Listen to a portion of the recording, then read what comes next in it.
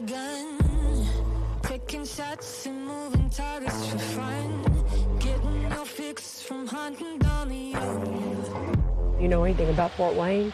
I've never been here before. They have a lot of cold cases here. What'd you think of this one? Girl. Yeah.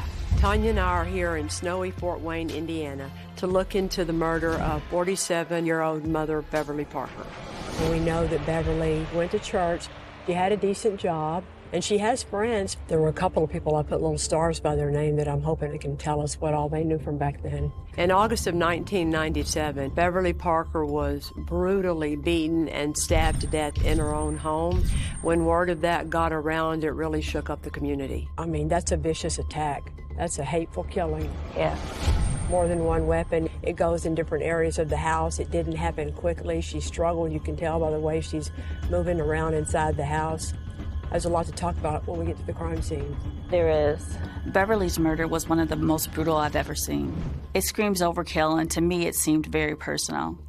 The suspects are family members, her own daughter, her own son-in-law, or her own son. Every kind of dynamic going on you could have. That's crazy. I mean, can you imagine being that mad at anyone, but especially like your flesh and blood? Yeah, but you know that in murder cases, when they get to that level of hate, it's usually somebody you're close to. You don't get that worked up over a stranger. That's true. If Beverly was murdered by one of her own children, that in itself is a tragedy that's pretty hard to even think about. But after 28 years, time is running out on this case, and if we don't solve it soon, Beverly Parker may never get justice.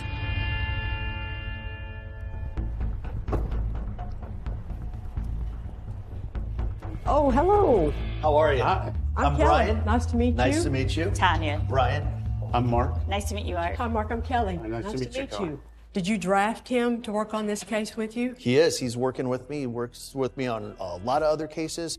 This case has been on a lot of people's minds just simply because of how violent it was. We're working out a room just right up here to have everything set up and ready to go. Okay. Having Kelly and Tanya here, you're getting a different set of eyes on this, and I think they both bring a wealth of knowledge that will definitely assist us so that we can give justice to Beverly and the rest of her family.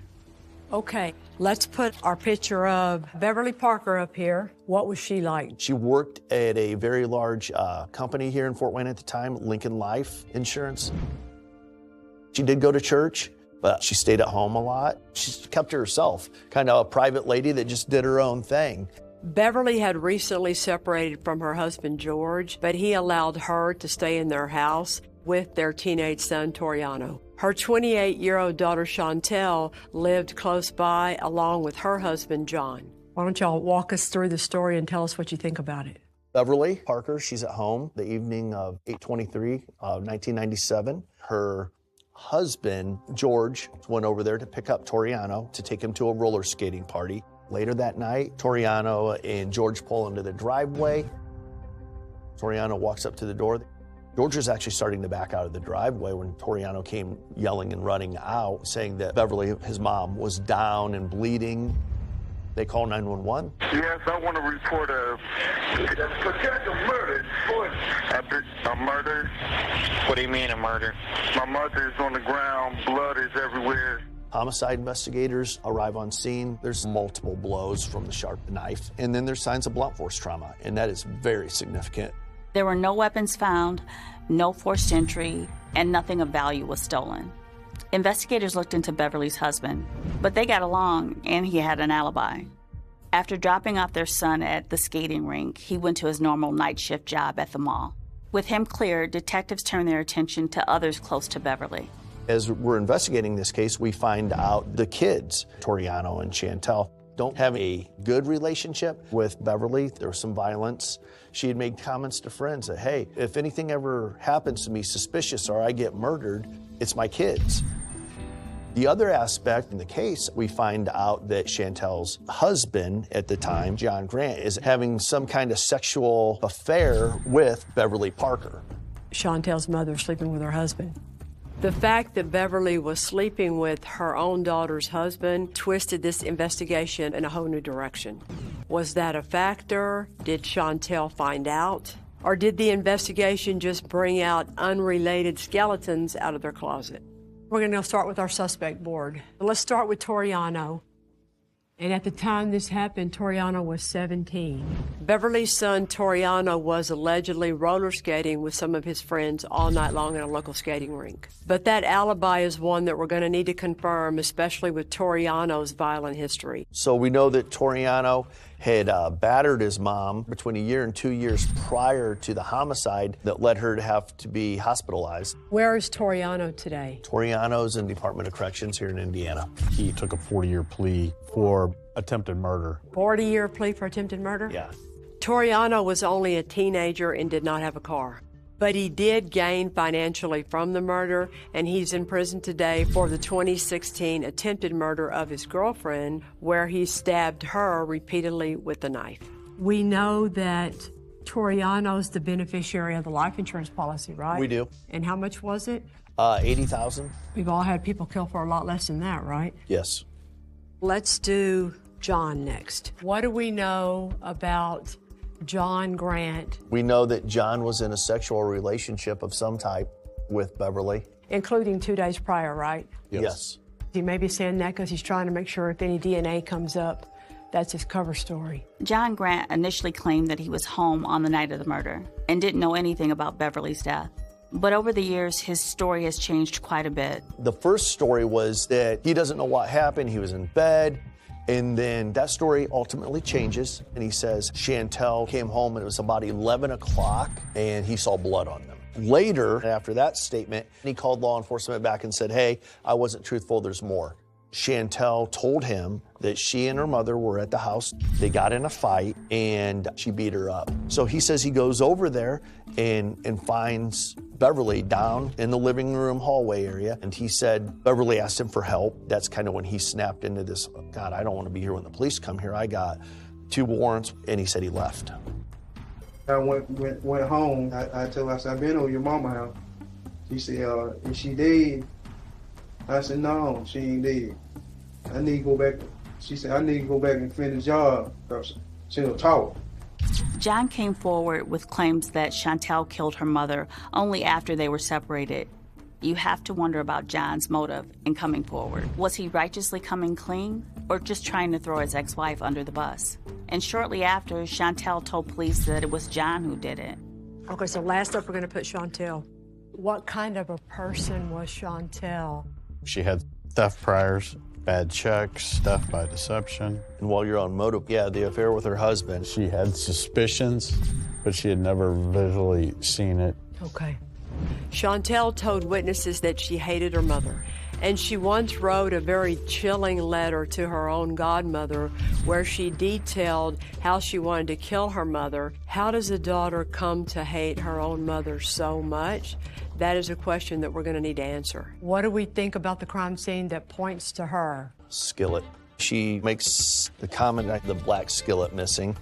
After the murder, detectives brought Chantel to the scene to see if anything was stolen or missing. The only thing she noticed was a skillet missing from the kitchen. Was that the blunt weapon used to kill Beverly? If so, was Chantel really being helpful or making the mistake of knowing too much? This family intrigues me because there's this undercurrent of violence between the children and the mom. Where did all this start? Yeah. I don't know where to start with. Suddenly not the same love. In this case, all the people closest to Beverly are our main suspects. So today we're going to talk to her ex-sister-in-law, Irma. Hello, Miss Irma. I'm Kelly. Nice to meet you. Nice to meet you, too. We're hoping that Irma can give us a clearer picture of the true relationship that was going on between Beverly and her kids. What was she like? A good person. She would give you the shirt off her back. Beverly started out being my friend from church, and then I met her brother, and I married her brother. On Sundays, we would have dinner together, and then we worked together. We would play cards and stuff together at her house, and then every year we always go to Chicago together. She was a joyful person. I can't tell you how many people from the job called to give condolences. Everybody was like in shock. I mean, we all were in shock, especially like the church. It's unbelievable. Okay, well, we had a list of all the family members we could think of that we wanted to talk to, and as you know, most of them have passed away. Absolutely. Because we're trying to get the best read we can on the dynamic that really was going on between Chantel, Toriano, and Beverly. Mm-hmm. What did you see of all that? Tori, didn't seem to be any kind of conflict. No. Okay. Chantel would get upset sometimes, but that's what teenagers do. When we were younger, we were always together, but as they got older, we were not together like that. So I don't know what her after teenage time was. So all of the things in the file that we've read about Chantel and her mom, you don't know all that? No, ma'am. Okay. And she worked at Lincoln, where she also had her life insurance policy. Mm-hmm. Did you know anything about her policy and who her beneficiary was or anything like that? I know that Tori was her beneficiary. The only reason why I knew it was Tori was when she died. Chantel came down to Lincoln to find out who was the beneficiary on the policy. I worked in HR. She was not the beneficiary. She was not happy. And she was very surprised by that. Yeah. Could Chantel have also had a financial motive for wanting her mother dead? We do know that just 2 days after her mother's murder, Chantel pawned one of her mom's rings. Did you ever meet John, Chantel's husband? Twice, maybe. Okay, what'd you think of him? I didn't get a read on it. Okay. We still have a bunch of questions about the relationship between Beverly and each of her children and any motives they might have. But right now, we want to look at the crime scene and see if there are any kind of little clues we can pick up on that'll help us with the identity of Beverly's killer. You know that most of the suspects, they're all her family. How does that happen when it's a woman like Beverly? Satan. That's all I can say, Satan.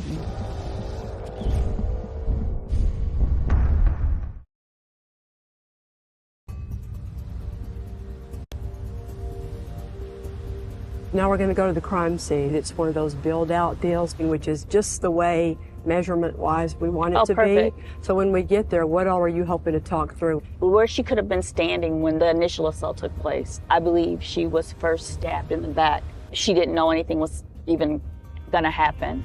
Beverly Parker was brutally stabbed and beaten to death in 1997. According to John Grant, his wife and Beverly's daughter Chantel admitted details to him about how she killed her mother. Good morning. Morning. This is kind of cool. They did an awesome job setting this up. Does the crime scene confirm that, or does it instead point more suspicion back toward John, who was the one having the affair with Beverly? Or again, does it point toward Toriano, who's the one that benefited financially from her life insurance? Okay, so where are we? Orient us on what we got going on here. So you guys just came in the front door. That appears to be the entry point because we Okay. don't have forced entry. And as we come into the living room area, this door right here is the kitchen. Okay. You have the drag marks going into the hallway where Beverly's final resting place was. Which room of the house do we think it all started? Where do y'all want to start the discussion? Kitchen. Kitchen? So when you come into the kitchen, you have a refrigerator, a stove, you have sink. That's where that open cabinet door was on the lower left. Oh, okay. And I don't know how that began, if it was planned, if it was spontaneous, but I think Beverly turned her back. Okay. And I think that's where we get that quick series of battery of those shortcuts. There were 25 of them, right? It would be like a prison shanking, almost like that, where it's just those Yeah. quick Oh, jabs. does that- And that would That's keep not- that I would pattern. describe them like rabbit punches. Yeah. So grab me and everything like it's real. I honestly think maybe like that. Just that grab right there, you got me good just already. That can explain, too, the damage to her throat area. And then she gets drug from the kitchen area into the hallway. Why the need to drag her? Why not just finish it off here? What we're calling drags could have been Her Bev- dragging herself. Beverly scooting herself away from that area. She also could have been trying to get away like this. Yes. Does the rest of it happen right here or over there? Down. So she gets this Down a far little away. further. Is the head this way and the feet are that way? That's Yes. correct. Okay. The wounds on Beverly's back were made by a small knife. They were shallow and not fatal. Her neck stab wounds appeared to be from a larger blade, suggesting her killer discarded the first knife and returned to the kitchen for a bigger one. So we're talking a total with this knife of how many? No more than 3. No Just more, 3. yeah. Mm-hmm. The first one is One. like this, and you're going to get that one down in through One. there, and then you're going to get the next one up in here. And the Emmy said those weren't fatal because... No, they missed everything. According to John, Chantel admitted that her and her mother fought and that she cut her, then fled the house not knowing if Beverly was dead. That matches the fact that at this point, none of Beverly's wounds were fatal. If we're to believe John, he went over and checked on Beverly, and she was in the hallway. No head wounds, no massive blood on the wall. Was she bleeding from the head at that time, or? No, on chest. The arms and chest? Yeah. He says she was weak. I tried to help her up, but she was too weak to get up. John leaves. He talks to Chantel and says, hey, your mom's still alive. And that's when Chantel tells John, well, I got to go finish this because that bitch will talk. Didn't the Emmy say that had proper help been gotten for her then, She could have been saved. Survived? It's hard to imagine that John can go from being such a concerned witness to so coldly abandoning Beverly.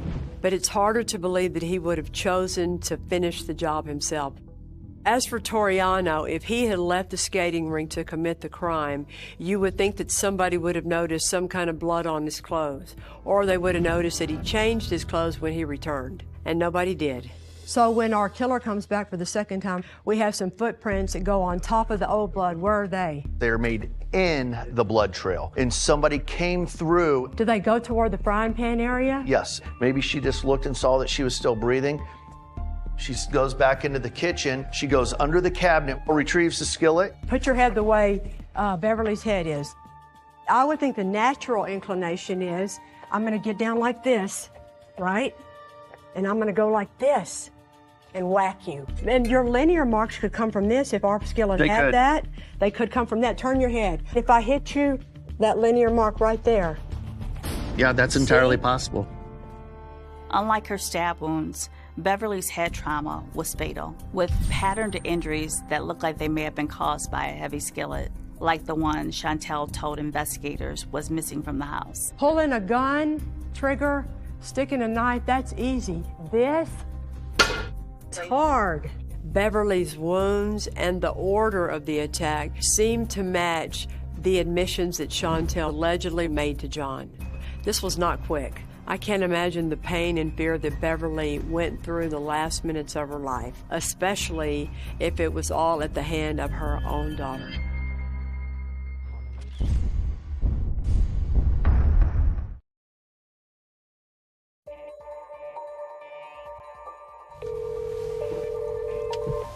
Hello. Hi, is this Veronica? This is. I am calling about a case I'm working on. We still have 3 suspects in the 1997 murder of Beverly Parker. Her 2 children, Chantel and Toriano, and Chantel's ex-husband, John. Toriano has an alibi that he was at an all-night roller skating party. We need to either confirm that or debunk it. Do you remember a gentleman that I think you were friends with back in that time frame by the name of Toriano? Oh my goodness. Yes. Veronica Holloway was allegedly with Toriano that night. You went to an all-night skating event at Bell's Skating Rink. I don't know if you know about all-night skates back in the day, but they started at maybe 9 or 10 o'clock at night. Okay. Do you recall that you were at the skating rink until it was time to go home? Yeah, absolutely. Okay. I know that for a fact, because if I would have got caught leaving that skating rink, my mom would have tore me up. Okay. So I remember being there the entire time. I had a little crush on Tori. And you have no recollection of him leaving or have any reason to believe that he left?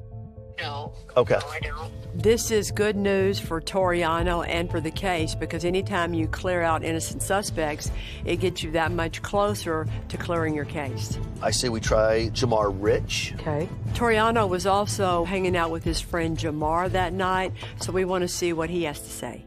Do you remember when you were at the skating rink? Do you remember skating around and Tori being there? Yeah. Okay. Yeah. Did you guys ever leave the skating rink? You know what? I don't know if Tori, he left for a minute or not. Jamar, there's an old statement where they took down what you said back then. So this is the notes from the old statement. Jamar stated that they never left the premises. and had never gone outside until they were then picked up at approximately 3:30 in the morning. No, we left 6 a.m. Oh, 6 a.m. Okay. Well, Okay, Jamar, thank you. Thank you so much. All right. All right, see you, buddy. We know that Toriano was home at 5 a.m. because he's the one who called 911 then. So Jamar's recollection of the timing and events is a little less clear than Veronica's. Still, nothing he had to say gives us any reason to believe that Toriano was involved.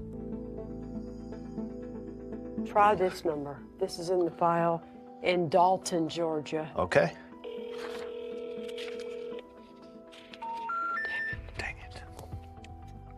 No bueno. While we're setting up an appointment to interview Toriano, who is currently in custody, we also have another suspect who might end up being the most important witness in the case, Chantel's ex-husband, John Grant. He admitted to having an affair with Beverly and visiting the crime scene in the minutes before she died. What are we missing? There's got to be some way to get a hold of him. I hope he's not dead. We're having a hard time finding John because he lives out of state, but if Chantel really admitted to him that she killed her mom, we need John to confirm it. Hello? Yeah, is John around? Who? John? Yeah. This is Detective Brian Martin in Fort Wayne, Indiana, and I am looking at a case involving Beverly Parker. Are you familiar with the case I'm referring to? No. Okay, is this John Grant Jr.? Yes, sir. Did you used to live in Fort Wayne, Indiana? Yes, sir. You were married to Chantel? Yeah. Okay, all right. So, John, my partner and I would love to come talk to you. Is there any time we could come sit down with you and talk to you a little bit about the Bev Parker case? I've been going through a lot of stuff. Yeah? I've been going through a lot of problems and stuff. I'm living on the street, man. I ain't been in trouble in years, man. You're not in trouble now, John. You'd be a huge help to me. John, are you in Georgia still? In Georgia? No, I ain't in Georgia. What state are you in?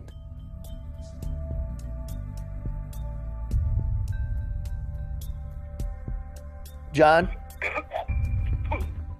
It's hard to tell if John is confused or intoxicated or what, but it's clear that he's not going to be able to confirm anything. Still there? I don't think we're getting anywhere. I just put it on mute. Oh, yeah, I think he thinks he hung up on you. Probably. Yeah. That's the number. Oh, my God. So he says he's living on the streets. He's homeless. He's 62 years old and not doing well. He seemed very out of it. So what kind of witness is he going to make anyway? He's not. Damn, I didn't see that coming. I didn't either. I'm feeling very frustrated. As far as important people that you want to talk to, that you want to be able to ask your questions, John Grant was top of the list. He seems to be down on his luck. Even if you find him, what's his memory going to be like enough to put him on a witness stand? Probably not very good at all. John Grant can't sponsor his own prior statements. So now you have to figure out what you do with the case around him, without him. Now what do we have left? And that's where we're at right now. So our primary focus has to be on Chantel and Toriano. And if Toriano will sit down and be very candid with us. Or just, he's got his own issues as a credible witness. We know all that. But if he ever had a real conversation with his sister, even as an ex-con, talking about it, it could help. It could. And scratch the flight to Atlanta.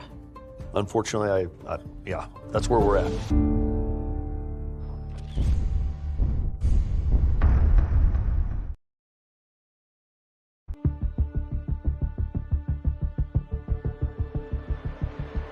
We may want to pull in the driveway. John Grant can no longer confirm his previous statements that Chantel allegedly murdered her mother. But we have to keep pushing forward. Each day that passes, we could lose a witness, or they could end up just like him. I'm Detective Beaker with Fort Wayne Police Department. I'd really like to sit and see if I could talk to you for just a couple minutes. We're hoping that Beverly's ex can provide more information that Beverly and Chantel's strained relationship escalated to murder. How would you describe Beverly? She was very bright. She was very studious. I mean, she was on top of things. Treated people well? Yeah, I thought she did. How about Chantel? I don't know. See, they got along differently than she did with other people. I mean, they didn't get along that well. But I think mother and daughter, they just didn't set the same horse all the time. They were back and forth. So you remember some of the arguments and some of the things that were said? I mean, was it like hateful words or threats or what? Well, I would say hateful words that really didn't care about you. They were angry at the time that they were saying them things to each other, so. What was it directed at? Like different things in their life, or? I don't know. I think the mom's money, and I know that was a heated subject there. Did you ever see any violence between them? Nope, never did. Did you ever, back then or since then, like hear any rumblings about who was responsible for Beverly's murder? No, not really. I heard her pastor say one time that he thought something was odd between me, Chantel, and her mother, but... Did he explain? No, this was all done in the church, the atmosphere, at the funeral, things like that, you know. Other than that, I mean, I can't tell you too much more. Okay. If I think of anything else, I'll let you know. By all means, okay. I appreciate it. Alrighty. Thank you, sir. Beverly's ex wasn't able to provide much new information. He did give us the name of someone who might, Pastor Underwood. Hello, Dr. Underwood. This is Detective Beaker with Fort Wayne Police Department. How are you, sir? I'm well, sir. What can I do to help? We could use a little faith about right now. Beverly was a very kind person. Okay. She was very, very kind, and Beverly was very active in the church. She was an active member, always being there. Do you remember after Beverly had passed away that you went to Chantel's home? Yes, of course. Yeah, to offer my condolence. You know, but was her mother. She said that she and her mother had not been getting along, and her mother got what she deserved. And I remember that jarred me. Like, how can a daughter say that about her mom, and her mom has passed? Chantel telling the pastor that her mother got what she deserved is chilling. But is Chantel the one who gave it to her? You remember how Beverly passed away? Chantel was telling me not only was she stabbed, she was also beaten because she didn't die fast enough from the stab room, so therefore they started beating her. Did you think it was a little odd that the very next day after her mother had been found deceased, that she was telling you and she knew all the details of this, of how she had... Exactly. But I think what really shook me was that she would say that her mother got what she deserved because of her lifestyle. And I don't even remember what kind of lifestyle that her mother was living, because I always thought Beverly was kind. It just unsettled me. And I remember my heart grieving for Beverly. Chantel knowing the details of her mother's murder and saying that she didn't die fast enough are powerful pieces of evidence that she was involved. But what does she mean that Beverly deserved it for her lifestyle? What does she mean by lifestyle? It feels like we're missing something. It needs to come to a closure. Right. I thank God that you all are doing this. Thank you. We're hoping that Toriano can help. But will he if it directly points to his own sister?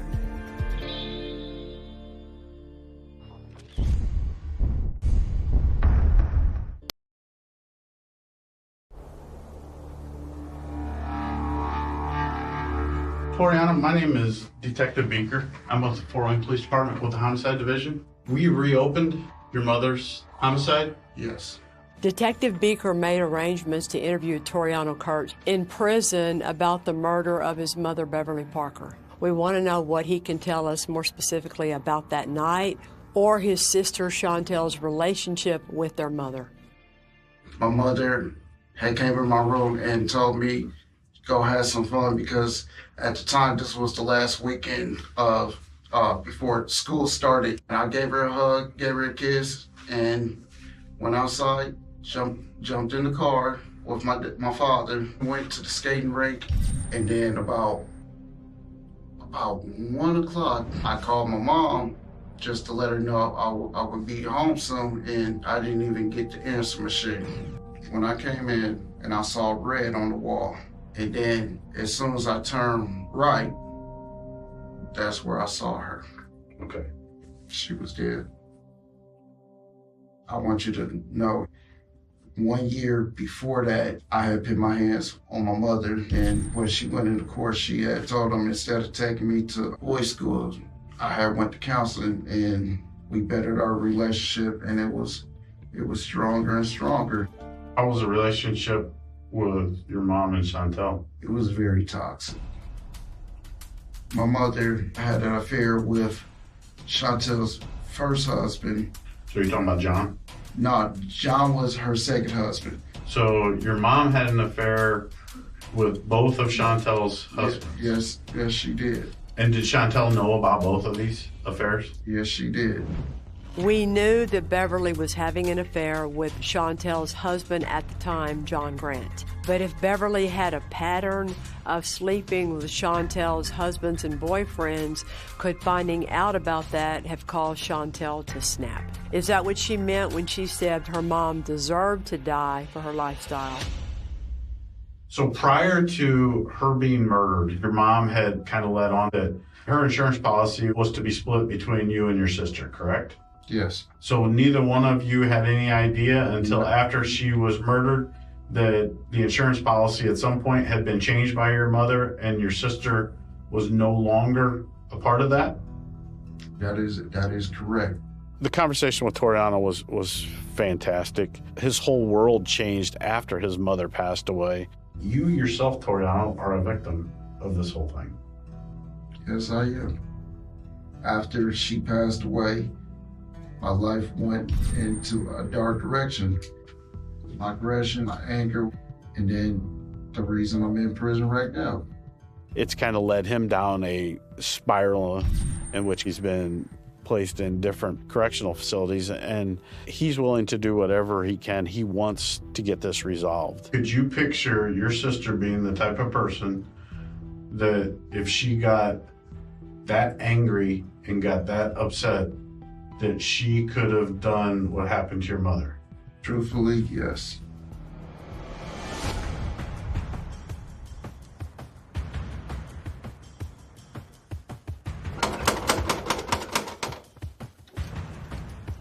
Hi, Chantel?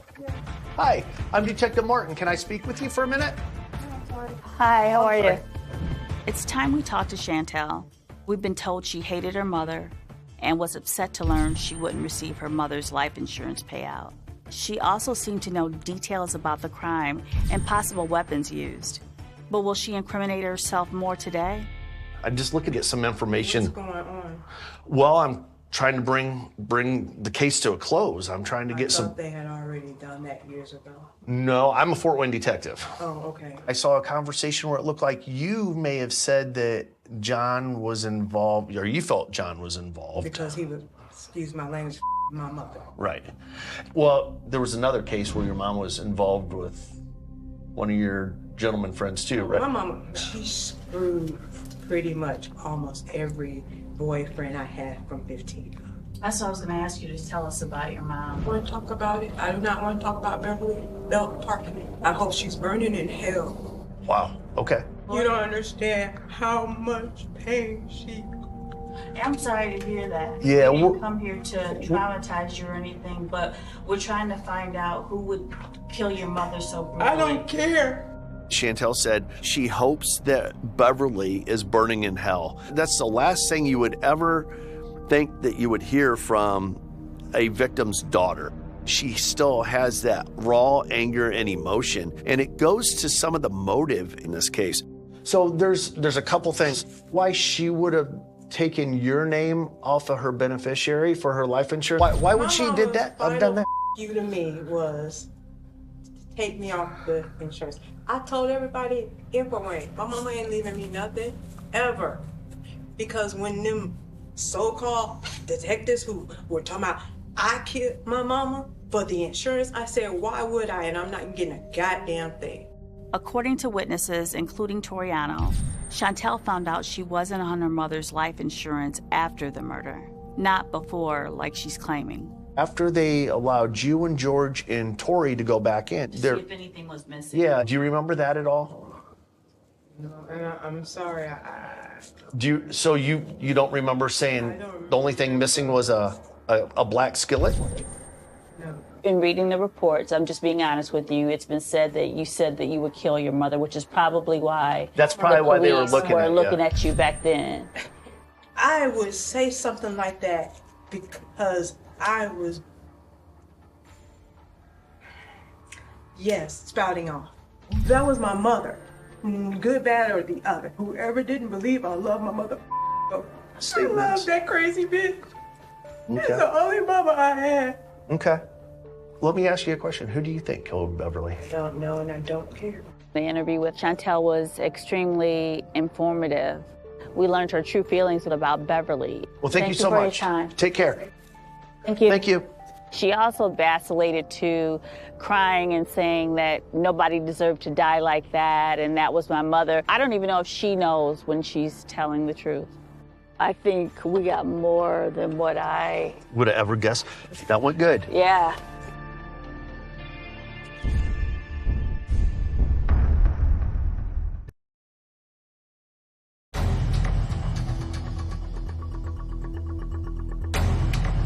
Good morning. Good morning. Morning. Y'all did not catch a lot of breaks this week. The good news is that your case was pretty strong from the very beginning. This has been a week of some kind of shocking and very brutal and tragic discoveries. But now it's time for us to put all the pieces together and try and assess whether we all believe there's enough evidence here for this case to move forward. Let's start off talking about Toriano. After talking to Toriano, what do you think? Toriano described the troubled relationships that he had with his mother, how when he was arrested for hitting his mother, how she reached out and requested that he get help and counseling over any kind of jail time, and it changed how he felt towards his mom. The alibi witnesses, you found them today. We did. You remember skating around and Tori being there? Yeah. Okay. Yeah. And you have no recollection of him leaving or have any reason to believe that he left? No. Okay. No, I don't. I do not see that Toriano had anything to do with the death of his mother. Take him off. Take him off. All right, moving over to John Grant, Beverly's ex-son-in-law and lover. He was the last person, that says that he was there and Beverly was alive. He talks about how he left because he was running from the police. That statement right there always makes you go into it with a little bit of suspicion. I think that if he had some involvement, he wouldn't even put himself there. Nobody would go over there if they have warrants out for him and having sex with her. But then when you hear his answers, he doesn't know to say her head wasn't even hurt and bloodied when I left. And you saw her bleeding. Was she bleeding from the head at that time, or? No, on chest. The arm and chest? Yeah. He doesn't know that that is so significant that ends up being exactly what the medical examiner does indeed say is how she died in the order. That's what, to me, clears him. Is everybody good with John Grant coming off the suspect board? Yes. Yes. Okay, what's your favorite evidence against Chantel Grant Stacy? She's still as angry at her mother as she was back then. I hope she's burning in hell. How about this line when Underwood first went to console her? What'd she say? She got what she deserved. She said her mother got what she deserved, and I remember that jarred me. How about motive? They have a history of falling out over money. They were angry at the time. What was it directed at? Like different things in their life, or? I don't know. I think her mom's money, and I know that was a heated subject there. And she comes out with, I knew I wasn't the beneficiary of the life insurance policy. So why would I kill my mother? Which doesn't match what the witnesses say. And them so-called detectives who were talking about, I killed my mama for the insurance. I said, why would I? And I'm not getting a goddamn thing.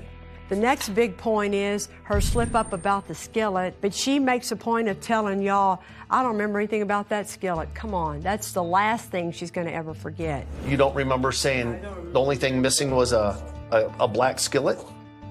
No. Chantel's own words and actions are the strongest evidence. She hated her mom, and she seemed to know details about the crime and the murder that only the killer and the police department know. It's not a confession, but it's solid circumstantial evidence telling us that Beverly's murder was committed by her own daughter. And let's just be clear and open here. If you're arguing this case to a jury, you have to deal with the fact that your biggest problem in this case is your victim had issues. No matter what she did, it does not justify her being killed. No. So today, 2025, how are you feeling about the state of your case? With the information that we have on Chantel, I am comfortable typing a probable cause and submitting it to my prosecutor's office for review. I'm going to ask them to file the charge of murder on Chantel Stacy.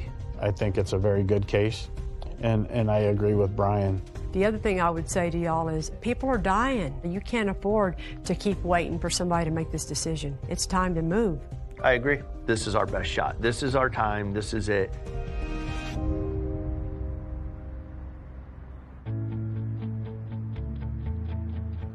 Miss Irma is excited to hear what we have to say. Just the fact that somebody's helping and looking into this case after she probably thought it was done over and no one was ever going to touch it again. Detective Beaker and Detective Martin had a meeting with their prosecutors, and now we're going to go talk to Irma and tell her the good news. Hi, how are you? Made it through this weather, huh? Lovely. Irma, it's been a busy week. We've talked to as many people that we could find and locate. The people that we talked to allowed us to get a good picture of kind of what was going on back in 1997. Mark was able to speak with Toriano, and wow, I was actually able to find and talk to Chantel. Whoa. I got a lot of useful information out of that. Oh, good. And we explained everything that we found out about Beverly's case to the deputy prosecutor, and she's agreed to review the case. Yes. It is our hopes that they will take that information and say, hey, we're going to move forward and get an arrest warrant for the arrest of Chantel for the murder of Beverly. Now, we're a little ways from that, but we're moving in the right direction. Best news you've heard about the case in a long, long time, Yes, right? ma'am. Well, my stomach's a little nervous right now because I want this justice, and I know I can't force the justice. So patience is one of my big words, but I feel hopeful. I've been praying. Good. Well, we needed it, and we appreciate it. I'm praying for you, too. I've seen a lot of good work you've been doing on other things. This was a hard case to work. The hope is that it's still good enough, it's still strong enough, and the prosecutors here in Allen County, Indiana, understand that. It was wonderful meeting you. Nice to meet you, too. Have a good day. Bye. Bye. I really hope that when this is all over with, we can give Irma and that side of the family some good news. And I hope that the guys can go back to Toriano to say that his mother's case is finally going to get justice.